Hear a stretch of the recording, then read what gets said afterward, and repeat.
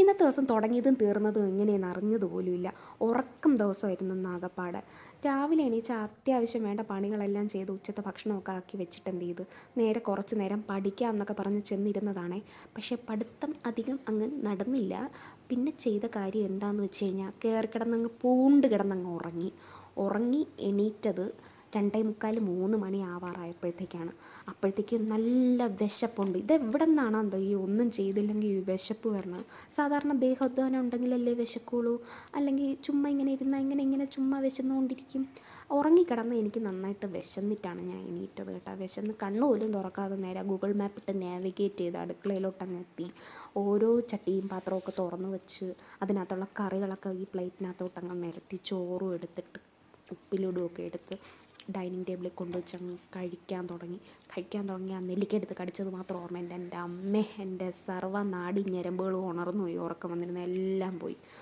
അങ്ങനെ അതിൻ്റെ എരിയും പുളിയും ഉപ്പും ഒക്കെ കൂടെ വായിക്കകത്തും തലച്ചോറിലും ഒക്കെ പിടിച്ചിട്ട് എന്ത് ചെയ്തു, ബാക്കിയിരുന്ന ചോറിനെയും കൂടെ കുഴച്ച് കറികളൊക്കെ കൂട്ടി എങ്ങനെയെങ്കിലും തീർക്കേണ്ട എടുത്ത സാധനങ്ങളൊക്കെ അങ്ങനെ അതൊക്കെ കഴിച്ചുകൊണ്ടൊക്കെ ഇരിക്കുകയായിരുന്നു. നെല്ലിക്കയൊക്കെ കടിച്ച് മുരിങ്ങയ്ക്കയുടെയും ഒരു ചെറിയ ഉള്ളിയുടെയൊക്കെ തോരനുണ്ടായിരുന്നു. അങ്ങനെ മുരിങ്ങയ്ക്കയൊക്കെ കടിച്ച് കാന്ന് നല്ല രീതിയിൽ ആസ്വദിച്ച് എൻ്റെ ആത്മാവ് വരെ കാന്നെടുത്തെന്ന് വേണമെങ്കിൽ പറയാം. അങ്ങനെ ആ ചെറിയ ഉള്ളിയുടെ അരപ്പും ഒക്കെ കൂടെ ചോറിൽ കുഴച്ച് നന്നായിട്ട് ആഹാരം കഴിച്ച്. ഇവിടെ ഈ മുരിങ്ങയ്ക്കൊന്നും ആരും കഴിക്കൂല കേട്ടോ. ഞാനാണ് ഇതിൻ്റെ പ്രധാന ഉപഭോക്താവ്.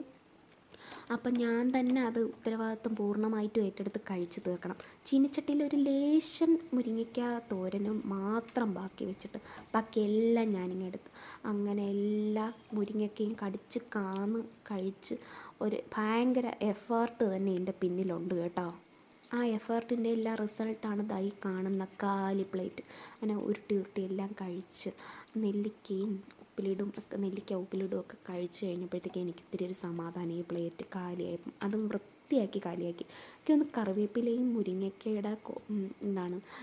മുരിങ്ങയ്ക്ക കാന്നതും മാത്രമേ ബാക്കി ഉണ്ടായിരുന്നുള്ളൂ. ബാക്കി എനിക്ക് തിന്നാൻ പറ്റുന്നതെല്ലാം ഞാൻ തിന്നിട്ടുണ്ട്. പിന്നെ ആ നെല്ലിക്കയുടെ കുരു കഴിക്കാൻ പറ്റില്ലല്ലോ, അതുകൊണ്ട് അതും മിച്ചം വെച്ചിട്ടുണ്ടായിരുന്നു. ബാക്കിയെല്ലാം കഴിച്ച് നല്ല ടേസ്റ്റായിരുന്നു. ലാസ്റ്റ് നിങ്ങളൊക്കെ കുഞ്ഞിലെ സ്കൂളിൽ പഠിക്കുമ്പോൾ നാരങ്ങയുടെ തോടൊക്കെ കാന്ന് നടക്കൂലേ, കൈ കഴുകിയിട്ടായിരുന്നാലും കയ്യിൽ ആ നാരങ്ങത്തോട് മാത്രം വെച്ചേക്കും. അതേപോലെ ഒരു പീസ് നെല്ലിക്ക ഞാൻ ലാസ്റ്റ് കഴിക്കാൻ വേണ്ടി വെച്ചിരുന്നത്.